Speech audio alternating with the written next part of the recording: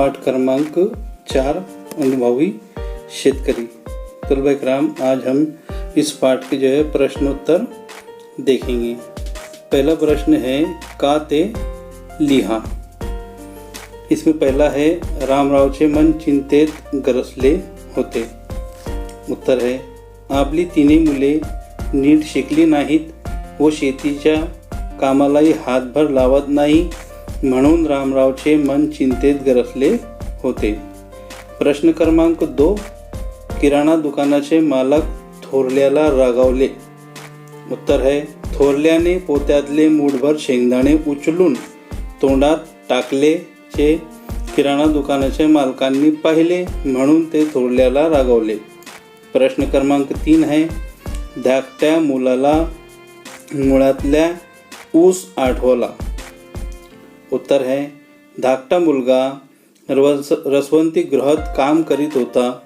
ऊसाचे रसाचे पैसे त्यांनी घेतले तेव्हा त्याला आपल्या मळ्यातल्या ऊस आठवला। प्रश्न क्रमांक 4 है रामराव मनोमन निश्चिंत झाले। उत्तर है तिन्ही मुलांना आपली चूक कळली, त्यांनी कष्टाचे महत्त्व ओळखले, त्यांच्या डोळ्यात कष्ट करण्याचा आत्मविश्वास रामरावना दिसल्यामुळे रामराव मनोमन निश्चिंत झाले। इसके बाद का प्रश्न क्रमांक 2 है खालील आकृती पूर्ण करा। रामरावचे मुलांनी शहरात केलेली कामे। थोरला मुलगा किराणा मालाच्या दुकानात, मधला मुलगा हॉटेलमधल्या स्वच्छतेचे काम, धाकटा मुलगा बस स्थानावरील रसवंत गृहात। इसका बाद का प्रश्न है प्रश्न क्रमांक 3, पुढे दिलेल्या उदाहरणाप्रमाणे दिलेल्या वाक्यावरून प्रश्न तैयार करा। यहाँ पर हमको उदाहरण दिया है। वाक्य है रामरावनी कागदपत्रांची जमाव केली। इसका प्रश्न बनता है रामरावनी कशाची जमाव केली।